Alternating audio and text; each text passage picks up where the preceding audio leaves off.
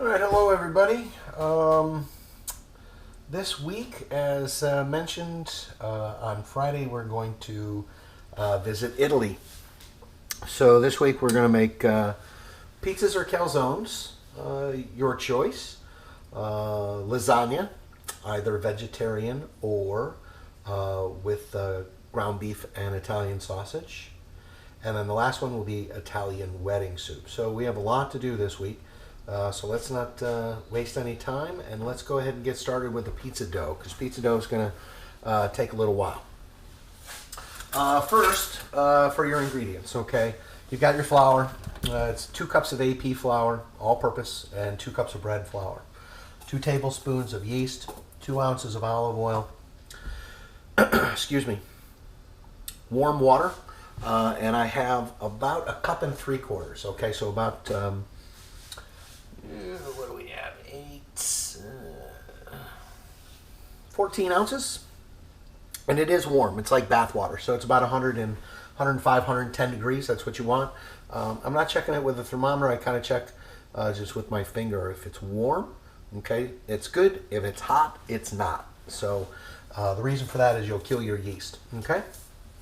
So yeast need a little boost to kind of wake up from their slumber. So we're going to add just a little bit of sugar, okay, to the warm water and kind of give that a little dissolve. That's going to give the sugar a little food source. So we're going to put our sugar in there, and then we're going to add our yeast as well too. And then we'll just let our yeast dissolve in that warm water. Okay, and the reason I do that is I want to see some bubbles form, bubbles from the yeast. As the yeast starts to activate, it's going to create carbon monoxide, and those bubbles will show up. That tells me that the yeast is still alive and that it is in good shape. Just kind of use your spoon, okay, to break it up. Don't worry about if it clumps up a little bit. Okay, that's natural. It's going to do that. All right, so we're just going to let that kind of work its magic. Remember, you don't want the water hot, or it will kill your yeast. So keep that in mind. All right, next thing. While we're waiting for that to show signs of life, is to add our flour to a bowl. Any type of bowl will work. I just happen to have a stainless steel. Okay, so I've got my flour. As I mentioned, 2 cups of AP flour, 2 cups of bread flour, and then we have to add a little salt. So I'm going to add 1 teaspoon of salt and mix that in.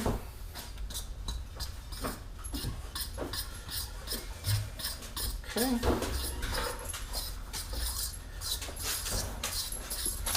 All right.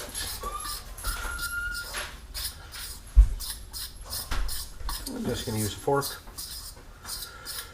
kind of get that salt in there. All right. Give our yeast a little stir.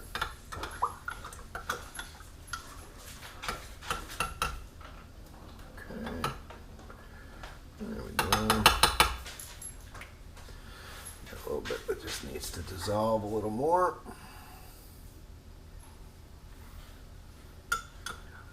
Okay. All right. Then we'll add our olive oil.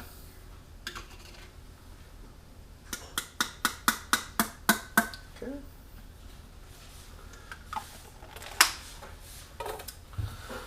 All right.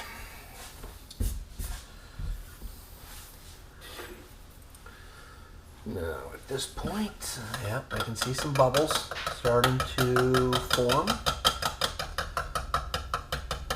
And again, that tells me that the yeast is alive.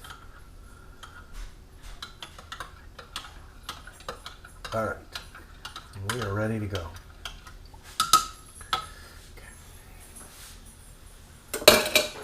Okay, so For me, I just create a little depression in the bottom of my bowl, just like that. And I'm going to pour all my liquids in. Okay? So all my liquids now go in. Going to use my fork and just start to stir that to form our dough.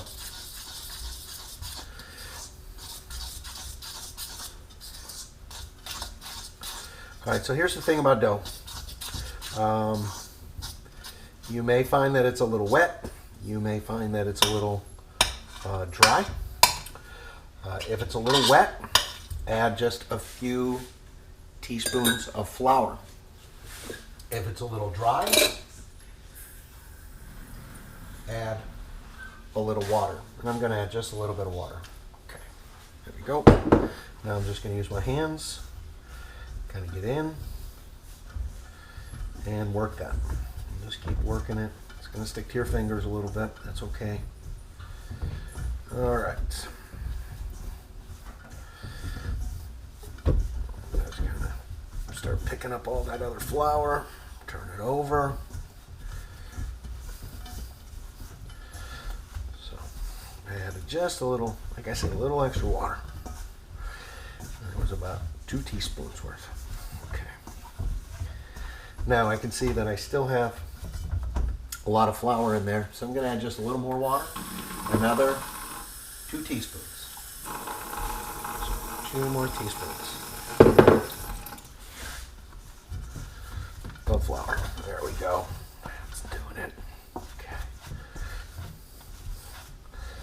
All right. And then once it forms into a dough ball, and this is going to make, a fair amount of flour, or not flour, a fair amount of pizza dough. So you can freeze it. Okay. So once it comes together, okay, like that, just enough to come together. Now we're going to knead. Okay, kneading is just kind of folding it over and around. I do need just a little bit of flour for the bench.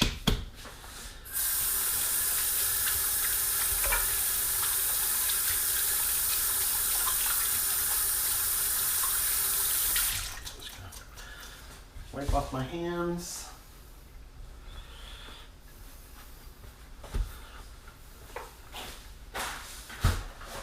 And get a little bench flour. When I say bench flour, that refers to the workstation, okay, the bench. So I just want to sprinkle a little bit of flour so it doesn't stick to the board. And I'm just going to roll it over and knead. Roll it over and knead. Okay, it should be moist, but not sticky or tacky. Okay, if you notice that it's sticking to your board a little bit, just add a little flour. Okay, and then just back and forth, kneading it, folding it over vigorously. There, see? Now it's tacky, meaning, kind of a little moisture to it, but it's not sticking to my hands or the cutting board. If you got a marble countertop, this is great on a countertop. So just back and forth, back and forth. You're gonna knead for about 8 minutes. So I'm not going to subject you to 8 minutes of kneading. But I will tell you that when you're done, it'll have a nice, smooth, elastic appearance. Okay? So that's kind of what you want it to look like. It's smooth, not sticking to your board. So just keep kneading over and over. Pushing down, using your shoulders to push, push, push. Okay? Push, push, push. You do that for 8 minutes. All right. So, we've done that for I know just a couple.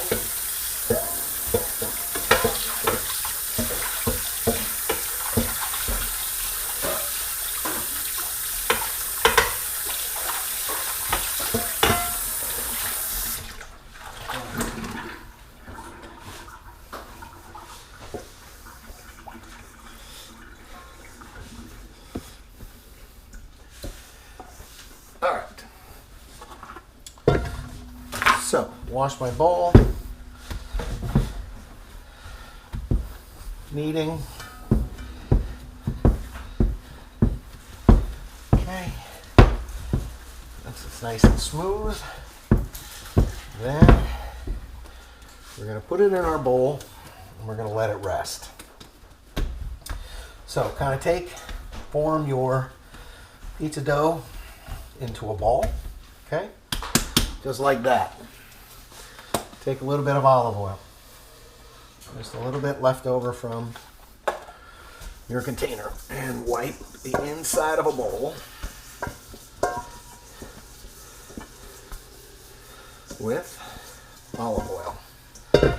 Then place your pizza dough in the bowl and then take a little more olive oil and rub it over the top. Just like that. Okay.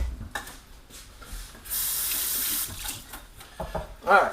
Now, once pizza dough is in your bowl, it's covered with oil, we're going to take and we're going to cover it with a towel, or you can use plastic wrap, okay?